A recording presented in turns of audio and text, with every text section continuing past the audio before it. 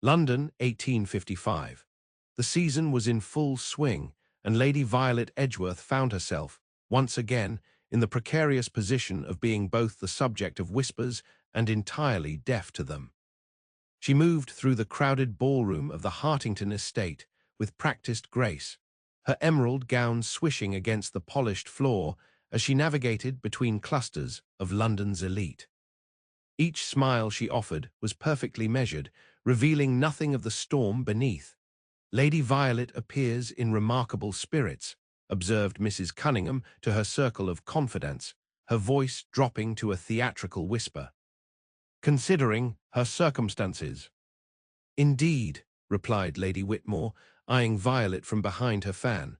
"One would hardly suspect she had been jilted by Lord Ashcroft." Violet pretended not to hear, though the words sliced through her like a knife. 3 months had passed since Lord Lawrence Ashcroft had broken their secret engagement, an engagement known only to them and her father. The world remained ignorant of both its existence and its dissolution, leaving Violet to suffer her heartbreak in silence. Love was a luxury afforded to those with fortune and title secure, Violet reminded herself. At 23, with her family's finances dwindling and her father's health failing, she had learned this lesson at considerable cost. Lawrence had seemed different, his eyes warm when they met hers across crowded rooms, his letters filled with promises of a future together. But promises, like hearts, were easily broken when duty called. "Lady Violet, you appear lost in thought." She turned to find the Dowager Countess of Bellingham studying her with shrewd eyes. "Forgive me, your ladyship. I was momentarily distracted by the orchestra's lovely performance." The Dowager's lips twitched. "Indeed, I found them rather lacking this evening, much like the company." Before Violet could respond, a hush fell over the room. She turned toward the entrance, where the butler was announcing new arrivals. His Grace, the Duke of Westmoreland, and Lord Lawrence Ashcroft. Violet's heart stuttered. She had known this moment would come, their paths were bound to cross in London's limited social circle, but she had not prepared for the physical impact of seeing him again. Lawrence stood tall beside the Duke, his dark hair swept back from his forehead, his evening clothes impeccably tailored. He looked unchanged, unaffected, while she felt as though her very soul had been altered by their parting. Their eyes met across the room, and for a moment the crowd between them seemed to disappear. Lawrence's expression flickered. Was it regret? Longing? Before she could decide, he looked away, his attention called by the Duke at his side. "Fascinating," murmured the Dowager. "Lord Ashcroft appears quite devoted to his cousin these days. One wonders what business keeps them so inseparable." "I wouldn't presume to know his lordship's affairs," Violet replied, her voice admirably steady. "No, how unfortunate.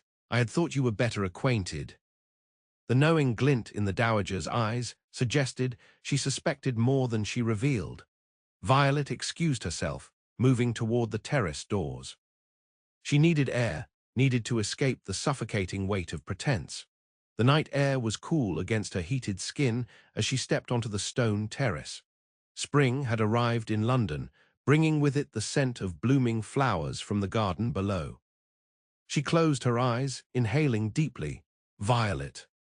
She didn't need to turn to know who had followed her. His voice still held the power to unravel her composure. "Lord Ashcroft," she acknowledged, keeping her back to him. "I trust you are well." "Please don't, not the formalities." Lawrence moved to stand beside her at the balustrade. "Not when we're alone. We haven't the right to informality anymore." She finally faced him, steeling herself against the familiar warmth of his gaze. "You made that quite clear when you returned my letters." His jaw tightened. "You know why I had to end things." "My family's situation." "Your family's debts," she corrected. "Yes, you explained yourself thoroughly in your final letter. The Duke requires you to marry an heiress, and I, unfortunately, am merely the daughter of an earl with dwindling coffers." She delivered the words without inflection, as if reciting facts about a stranger. "It wasn't my choice. he insisted, lowering his voice as a couple strolled past. Westmoreland holds the mortgages on Ashcroft Manor. If I defy him, my mother and sisters would be left homeless. And naturally, the only solution was an advantageous marriage. Violet smoothed her gloves. I understand duty, Lawrence. What I don't understand is why you led me to believe your affections were genuine. They are. His hand moved as if to reach for hers, then fell back to his side.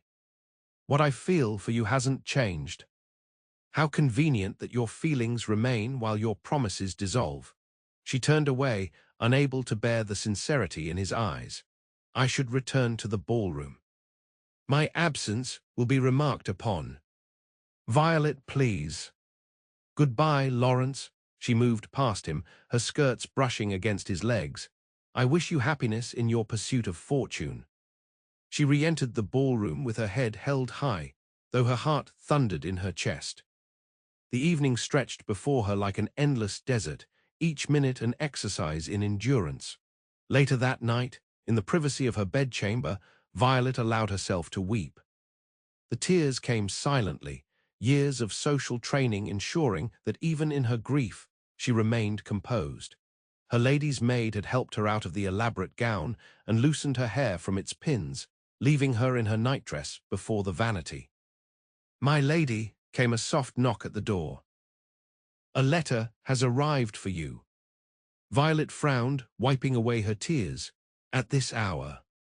Her maid entered, holding a sealed envelope. A messenger delivered it. Most urgent, he said. Taking the letter, Violet recognized the handwriting immediately. She waited until her maid had departed before breaking the seal. Violet. I cannot leave matters as they stand between us. There is more to my situation than I could explain in our brief exchange tonight. Meet me tomorrow at noon in the Rose Garden at Kensington Gardens. I will wait an hour. Please come, if only to allow me a proper chance to explain. Yours always. L. She should burn the letter. She should ignore his request and continue the process of excising him from her heart. Instead, she folded the paper carefully and placed it in her jewelry box. Whatever explanation he offered would change nothing, but perhaps hearing it would help her finally close this painful chapter of her life. The following day dawned bright and clear. Violet told her father she was visiting her friend, Lady Elena Russell, and set out with her maid in tow. Upon reaching Kensington Gardens, she instructed the girl to wait on a bench near the entrance. I wish for some solitude to clear my thoughts, she explained. I shall remain within sight. The Rose Garden was quiet at this hour, most of London's fashionable set still abed after the previous night's festivities. Violet walked the gravel paths between budding roses, her pulse quickening as she approached the central fountain where Lawrence had asked to meet. He was already there, his tall figure unmistakable even from a distance. When he saw her, relief washed over his features. You came, he said simply. I came for closure, not reconciliation, she replied. Please say what you must. Lawrence gestured to a stone bench, partially hidden by a trellis of climbing roses. Once seated, he seemed to struggle for words. The Duke is in possession of information that could destroy my family beyond financial ruin, he finally said. He knows about my father's involvement in the Cambridge scandal of '39. Violet's eyes widened. The scandal had rocked society years ago, allegations of fraud, embezzlement, and worse. But your father wasn't implicated in that affair. It was contained to the Marquis of Halewood and his associates. Because my father paid handsomely to keep his name from the official inquiry, Lawrence said grimly. He entrusted the evidence, letters, account books, to his cousin, believing family loyalty would ensure his secret remained safe. When my father died, the Duke inherited not only the family estates, but also this damning evidence. And now he uses it to control you, Violet concluded, the pieces falling into place. But why force you to end our engagement? My family may not be wealthy, but we have connections that could benefit him. Because the Duke has chosen my bride himself, Miss Catherine Winters, the American heiress whose father owns half the railways in Massachusetts. Lawrence's expression tightened. She brings a fortune that will not only clear my family's debts, but significantly enrich the Duke's coffers as well. I see, Violet's voice was hollow. So you sacrificed our future to protect your family's past. I had no choice, he said desperately. The Duke has given me until the end of the season to propose to Miss Winters, or he will release the evidence. My mother would never survive the disgrace, and my sister's prospects would be ruined forever. Violet sat in silence, absorbing his words. Part of her wanted to rage against the unfairness, to demand that he find another solution. But she understood duty, understood sacrifice. Her own father had nearly bankrupted their estate, trying to maintain her mother's standard of living during her long illness. Love did not always conquer all. Thank you for telling me, she said finally. I won't pretend it changes our circumstances, but perhaps it will help me understand them better. There's something else, Lawrence said, hesitating. The Duke is hosting a house party next week at Westmoreland Court. Miss Winters will be in attendance, and he has insisted that your family be invited as well. Violet stared at him in disbelief. Why would he want me there, to witness your courtship of another woman? I believe he suspects there was something between us. He wants to ensure I follow through with his plans without interference. Lawrence's voice lowered. I tried to have your invitation rescinded, but he was adamant. And my father accepted, Violet realized, remembering her father's excitement at breakfast that morning over a newly arrived invitation. He doesn't know about us, about any of this. He'll see it as an opportunity to secure my future. I'm sorry, Violet, if there was any way to spare you this. She stood abruptly. There isn't. We both must play our parts, it seems. She smoothed her skirts, composing herself. I shall behave with perfect propriety at Westmoreland Court. The Duke and society will see nothing but indifference between us. Lawrence rose as well, his eyes pained. Is that what you feel? Indifference? What I feel no longer matters, she replied. Just as what you feel has been rendered irrelevant by circumstance, we are merely players in the Duke's game now. She turned to leave, but Lawrence caught her hand. I will find a way out of this, he promised. I don't know how yet, but I won't surrender our happiness without fighting. Violet gently extracted her fingers from his grasp. Don't make promises you cannot keep, Lawrence. We've had quite enough of those. She walked away with measured steps, maintaining her composure until she was certain he could no longer see her. Only then did she allow her shoulders to drop, the weight of their impossible situation pressing down upon her like a physical burden.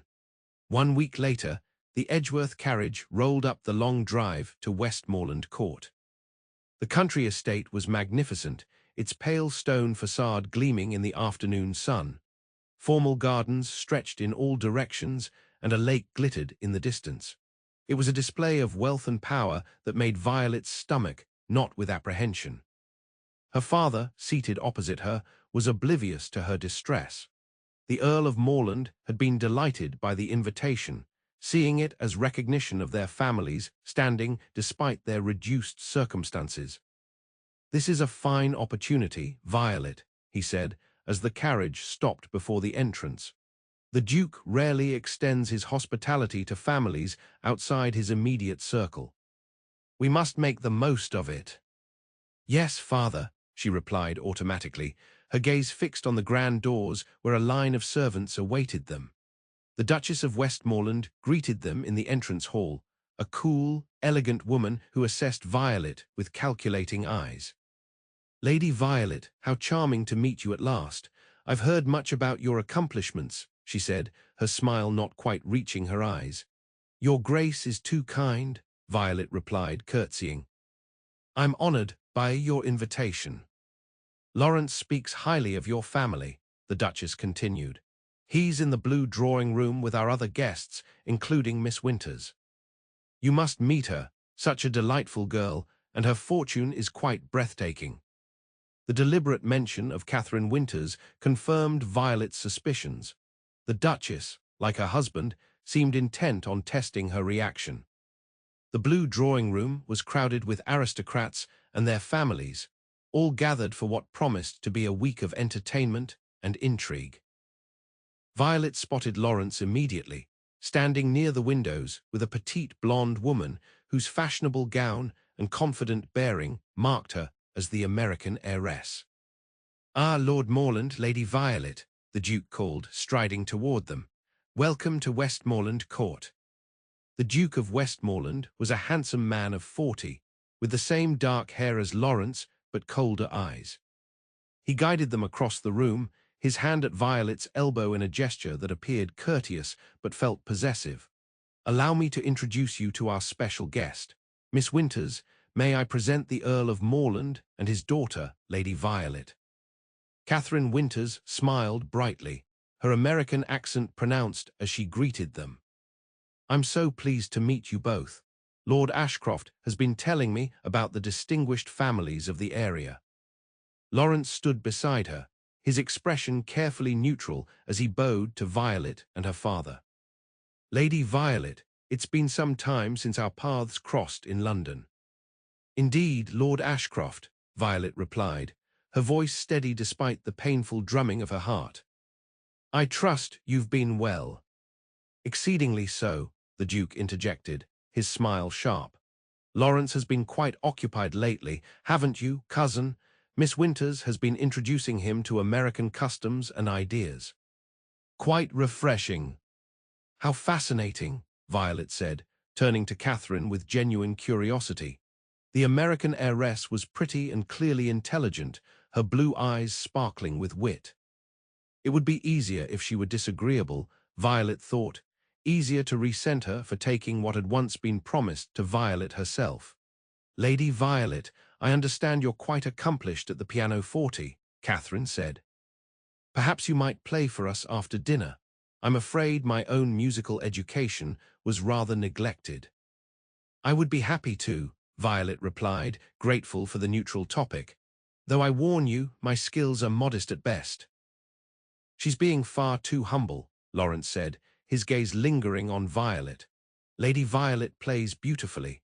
Her rendition of Beethoven's Moonlight Sonata once moved my mother to tears." The Duke's eyes narrowed at this personal recollection. "Indeed, I wasn't aware you were so well acquainted with Lady Violet's talents, Lawrence." "Our families have moved in the same circles for years," Lawrence replied smoothly. "One cannot help but notice exceptional ability." The conversation continued, a delicate dance of pleasantries and subtle barbs. Throughout, Violet maintained her composure, revealing nothing of the turmoil beneath her calm exterior. When finally they were shown to their rooms to rest before dinner, she felt as though she had survived a battle. Her assigned chamber was luxurious, with views over the rose garden and lake beyond. A maid helped her change from her traveling clothes into a simple afternoon dress. "A note for you, my lady," the girl said, presenting a folded paper, "from Miss Winters." Surprised, Violet opened it after the maid departed. "Lady Violet, might I impose upon your time for a private conversation? I find myself in need of guidance from someone familiar with English society. If agreeable, perhaps we could walk in the rose garden at 4 o'clock. Sincerely, Catherine Winters." Violet stared at the note, puzzled by the request. What could Catherine possibly want from her? Curiosity overrode caution, and at 4 o'clock precisely, she made her way down to the garden. Catherine was waiting by a marble statue of Diana, her pale blue dress a stark contrast to the dark green hedges surrounding her. "Lady Violet," she called, waving. "Thank you for coming. I feared my note might seem presumptuous." "Not at all," Violet assured her, approaching. "How may I be of assistance?" "Walk with me," Catherine suggested, gesturing toward a gravelled path that wound between carefully manicured rose bushes. Once they were some distance from the house, she spoke again, her voice lower. "I hoped we might speak frankly, away from observant eyes and ears." Violet tensed, uncertain where this conversation was heading. Of course. Lord Ashcroft is in love with you, Catherine stated bluntly, stopping to face Violet. And unless I am greatly mistaken, you return his feelings. Violet's breath caught. Miss Winter's eye. Please, Catherine held up a hand. I'm not accusing you of anything improper, but I've seen the way he looks at you when he thinks no one is watching, and I've noticed how carefully you avoid looking at him at all. Unsure how to respond, Violet remained silent. I know why the Duke has brought me here, Catherine continued. My father's millions make me an attractive prospect for a noble family in need of funds. I've had 4 proposals in London already, from men who could barely recall the colour of my eyes but could quote my dowry to the penny. The English aristocracy can be rather direct in their pursuit of fortune, Violet acknowledged carefully. Indeed, Catherine's lips curved in a wry smile, but I didn't cross an ocean to marry a man who loves another woman. My father may be eager for a titled son-in-law, but he wants me to be happy above all else. Why are you telling me this? Violet asked, her heart racing. Because I think we might help each other, Catherine replied. I've no desire to come between true affection, and you clearly have a prior claim on Lord Ashcroft's heart. Meanwhile, I find myself rather drawn to another gentleman entirely. Another gentleman, Violet echoed, surprised. Catherine blushed slightly. Lord Harrington has been exceedingly kind since my arrival in England. He values my opinions, seeks my company for reasons beyond my fortune, and has never once mentioned my father's railways. Lord James Harrington was the second son of a marquis, respected but not particularly wealthy. His interest in Catherine, if genuine, would certainly be based on more than mercenary motives. I see, Violet said slowly. But how does this help either of us? The Duke has made his expectations clear, and Lord Ashcroft seems bound to fulfill them. That's where we need a strategy, Catherine replied, her blue eyes sparkling with determination. The Duke cannot force Lord Ashcroft to propose to me if I've already refused him, privately, of course, to spare his pride. And if another, more suitable match were to present itself for Lord Ashcroft. It's not that simple, Violet sighed. There are complications beyond finance. The Duke holds power over Lord Ashcroft's family in ways you cannot imagine. Try me, Catherine challenged. I may be American, but I understand blackmail when I see it. Violet hesitated. It wasn't her secret to share, and yet Catherine might be their only ally in this impossible situation. The Duke possesses evidence that could destroy Lord Ashcroft's family reputation, she finally said, careful not to provide specific details. He threatens to reveal it unless Lawrence, Lord Ashcroft, secures your hand and fortune. I suspected something of the sort, Catherine nodded. Well, that complicates matters, but doesn't render them impossible. What if the evidence were to disappear? Violet stared at her. What are you suggesting? I'm suggesting that the Duke's power relies on physical proof he keeps somewhere in this house. If that proof were to vanish, his leverage would evaporate. You're proposing theft, Violet whispered, scandalized despite herself.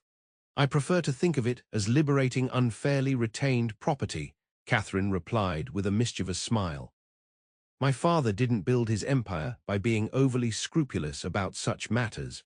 Sometimes, Lady Violet, one must fight injustice with a touch of creative justice. Against her better judgment, Violet found herself drawn into Catherine's audacious plan. Over the next few days, as the house party progressed through its schedule of activities, the two women observed the Duke's habits and routines, searching for an opportunity to access his private study where Lawrence had confided to Violet during a carefully orchestrated chance meeting in the library, the incriminating documents were kept.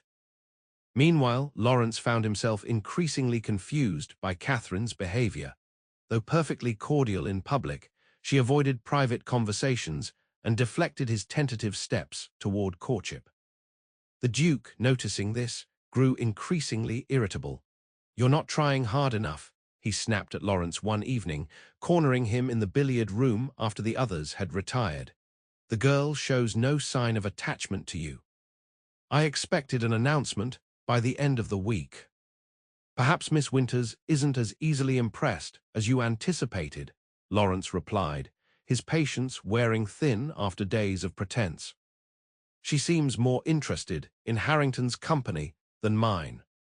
Then redouble your efforts, the Duke hissed. Remember what's at stake, cousin.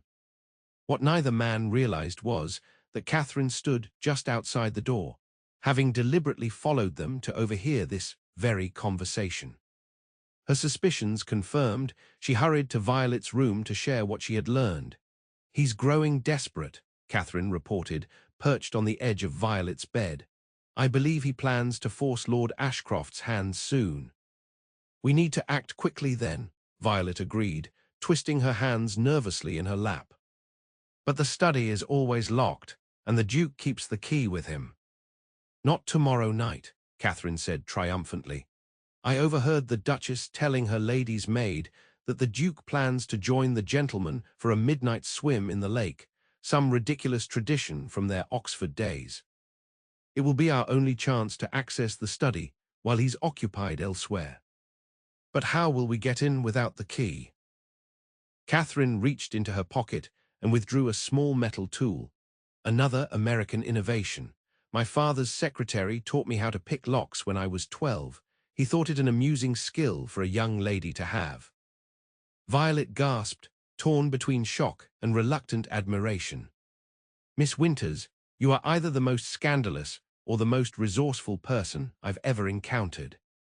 I believe I'm both, Catherine laughed, and please call me Catherine.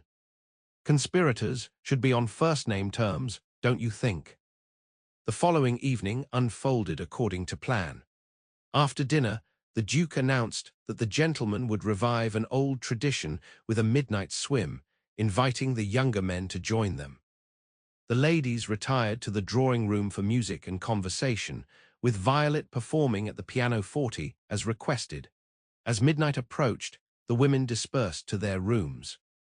Violet changed into a dark dress, her heart pounding so loudly she feared it might be heard through the walls. At the appointed time, she slipped into the corridor where Catherine waited, similarly attired in uncharacteristically somber colors. The men have just headed down to the lake, Catherine whispered, pointing toward a window that overlooked the gardens. In the distance, bobbing lanterns marked the progress of the male party toward the water. We have perhaps an hour before they return. They moved silently through the sleeping house, avoiding the few servants still on duty. The Duke's study was located in the east wing, away from the main guest quarters. Catherine made quick work of the lock, her nimble fingers manipulating the tool with practiced ease. Impressive, Violet murmured as the door swung open. A misspent youth has its advantages, Catherine replied with a wink. The study was imposing. Dark wood paneling, leather-bound books, and a massive desk dominated the space. Catherine went straight to the desk, trying each drawer methodically. Locked, she muttered at the bottom drawer. This must be it. She bent to her task again, but this lock proved more challenging. Minutes ticked by, each one increasing Violet's anxiety. Perhaps we should abandon this plan, she suggested when Catherine hissed in frustration. We can find another way to. Got it, Catherine exclaimed, as the drawer finally yielded. She pulled it open, revealing neatly organized files and documents. Now, what exactly are we looking for? Letters from Lord Ashcroft's father, account books from the Cambridge affair, Violet explained, joining her at the desk. Anything dated around 1839. They worked quickly, sifting through papers by the light of a single candle. Finally, Catherine pulled out a packet tied with string. Is this it? She asked, handing it to Violet. Violet untied the string, examining the first letter. The signature at the bottom, Edward Ashcroft, made her breath catch. Yes, she confirmed, this is it. Catherine nodded decisively. Take it. I'll close the drawer and relock it. As they prepared to leave, footsteps sounded in the corridor outside. They froze, staring at each other in alarm. "Someone's coming," Violet whispered. Catherine quickly extinguished the candle, plunging the room into darkness. They pressed themselves against the wall behind the door, hardly daring to breathe as the footsteps grew louder. The door handle turned. A shaft of light from a lamp in the corridor cut through the darkness as the door swung open. "I tell you, I heard something," came a man's voice, the Duke's valet. "Probably just the house settling," replied another servant. "These old places are full of strange noises." "Perhaps," the valet conceded, but he entered the study anyway, holding his lamp high. Violet and Catherine remained motionless, hidden behind the open door. The valet moved to the desk, frowning as he noticed the unlocked drawer. "That's odd," he muttered. "His Grace always keeps this locked." "Maybe he forgot tonight. What with the excitement of the swimming party," suggested his companion from the doorway. "Come along, we'll be missed below stairs." The valet hesitated, then closed the drawer. "I'll inform His Grace in the morning." "Nothing seems disturbed." After a final glance around the room, he retreated, pulling the door closed behind him. Violet and Catherine waited several minutes before daring to move. "That was too close," Violet breathed, clutching the packet of letters to her chest. "But successful," Catherine pointed out. "Now we just need to get back to our rooms undetected." They retraced their steps through the silent house, separating at the top of the main staircase. "Good luck," Catherine whispered. "Tomorrow should prove interesting." Violet nodded, unable to express her gratitude adequately. This strange American woman had risked her reputation, possibly even legal consequences, to help someone who might reasonably have been considered a rival. Whatever happened next, Violet would not forget such extraordinary kindness. Back in her room, Violet hid the documents in the lining of her trunk, then changed for bed, though she knew sleep would be impossible. She had committed an act that, if discovered, would destroy her reputation irreparably. And yet, for the first time in months, she felt a flicker of hope. The next morning, the house party assembled for breakfast in a state of unusual agitation. The Duke was notably absent, and servants could be seen hurrying through the halls with expressions of alarm. Lawrence caught Violet's eye across the dining room, his expression questioning, but they had no opportunity to speak alone. "Quite the commotion this morning," Catherine observed quietly, taking the seat beside Violet. "I understand His Grace is in quite a state over some missing papers." "How unfortunate," Violet replied, buttering her toast with steadier hands than she would have thought possible. "I hope they turn up soon." "I suspect they're quite irretrievably lost," Catherine murmured, a hint of satisfaction in her voice. The Duke finally appeared mid-morning, his face thunderous as he summoned the male guests to the library. The women were left to speculate, though Catherine and Violet exchanged knowing glances as they joined the others in the drawing room for needlework. It was late afternoon before Lawrence was able to seek Violet out. He found her in the conservatory, ostensibly admiring the exotic plants, but actually watching the garden path for any sign of him. "You know, don't you?" he asked without preamble, closing the door behind him. "About the missing documents."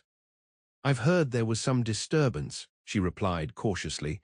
"Violet," his voice dropped to a whisper, "the papers containing evidence against my father have vanished from the Duke's study.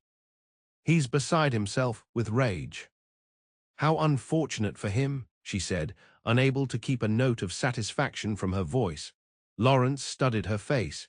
"You had something to do with this." "I couldn't possibly comment on such an accusation," she replied primly, though her eyes sparkled with suppressed mirth. A slow smile spread across his features. "Violet Edgeworth, you are the most extraordinary woman." "I had help," she admitted. "Miss Winters is not what she appears to be."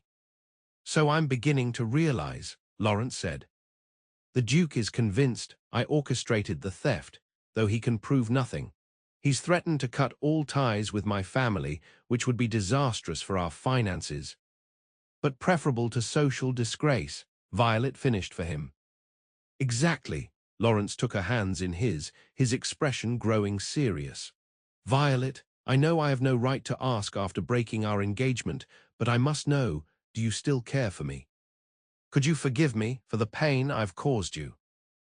Before she could answer, the conservatory door opened, admitting the Duke himself, his face contorted with fury when he saw them together. "So this is your doing," he snarled. "You and this fortune hunter conspired against me." Violet withdrew her hands from Lawrence's grasp, facing the Duke with quiet dignity. "Your Grace, I'm not sure what you're implying." "Don't play innocent with me, Lady Violet. I've seen how you look at my cousin. You think I don't know about your secret engagement. Did you think your father's servants were loyal only to him?" Lawrence stepped forward, placing himself between Violet and his cousin. "That's enough, Westmoreland. Whatever grievance you have is with me, not Lady Violet." "It's with both of you," the Duke spat. "And with that interfering American girl too, I've no doubt. A fine conspiracy you've hatched." "What conspiracy?" came a new voice. Catherine stood in the doorway, Lord Harrington at her side. "I'm sure I don't know what you mean, Your Grace." The Duke rounded on her. "You were meant to marry Lawrence. That was our arrangement with your father." "My father arranged for me to meet eligible gentlemen in England," Catherine corrected. "He made no specific promises regarding Lord Ashcroft. And as it happens, I've just accepted Lord Harrington's proposal of marriage." This announcement silenced the Duke momentarily. Lord Harrington, standing tall beside Catherine, looked both nervous and determined. "Your Grace," he said, "I've written to Mr. Winters already, seeking his blessing. Miss Winters has done me the honor of accepting my hand." "This is absurd," the Duke blustered. "Lawrence, you were to secure the Winters fortune for our family." Without it, we will manage," Lawrence interrupted. "My estate may be encumbered, but it still produces income. With careful management, and perhaps some of the more progressive farming methods Miss Winters has described from America, we can become solvent again in time." "You fool," the Duke hissed. "You would throw away a fortune for what?" "Love," he spat the word like a curse. "Yes," Lawrence said simply, turning to Violet, "if she'll still have me." In the breathless silence that followed, all eyes turned to Violet. She looked at Lawrence, seeing in his eyes the same devotion she'd cherished before their separation, and something new, a steadfast courage that had been tested and proven. "I believe," she said slowly, "that love is indeed worth more than fortune or status. It may not pay debts or maintain estates, but without it, what value has wealth?" The Duke made a sound of disgust. "Romantic drivel, you'll starve on such sentiments." "Perhaps," Violet acknowledged, her gaze never leaving Lawrence's face. "But we'll do so together." "Together," Lawrence echoed, taking her hand. To the Duke he added, "I release you from any obligation to assist my family, cousin. We will make our own way." The Duke stared at them, his face a study in thwarted rage. "You'll regret this defiance, both of you." "I think not," Catherine interjected cheerfully, "especially since Lord Harrington's father, the Marquis, expressed such interest in investing in American railways when we spoke at dinner last night. My father will be delighted to have such a distinguished partner in his European expansion." The implication was clear. The Duke's financial leverage over the Ashcroft family would soon be counterbalanced by the Harrington-Winters alliance. It was a masterful move, and even the Duke seemed to recognize he had been outmaneuvered. "This isn't finished," he warned, before storming from the conservatory. "I rather think it is," Catherine said to the retreating figure. Turning to the others, she added, "Well, that was invigorating. Americans do enjoy a good confrontation, you know." Lord Harrington looked at her with undisguised adoration. "My dear, you are remarkable." "Yes, she is," Violet agreed warmly. "I believe I owe you more than I can ever repay, Catherine." "Nonsense," Catherine waved away her thanks. "I've secured exactly what I came to England to find, a husband who values me for more than my father's money. And I've made a true friend in the process. I'd call that a successful season, wouldn't you? Lawrence, who had been watching this exchange with growing amazement, shook his head. I believe I've underestimated American ingenuity. Most Englishmen do, Catherine replied with a laugh. Now I suggest we leave you two alone to reconcile. James and I have an announcement to make to the rest of the party. As Catherine and Lord Harrington departed, Lawrence turned to Violet, his expression solemn. I don't deserve your forgiveness. No, she agreed, but you have it nonetheless. I love you, Violet Edgeworth, he said simply. I have never stopped loving you, not for a single moment since we parted. And I love you, she replied. Enough to steal documents and brave scandal, apparently. He laughed, drawing her close. My criminal mastermind. What am I to do with you? Marry me, she suggested, as soon as possible before any other impossible complications arise.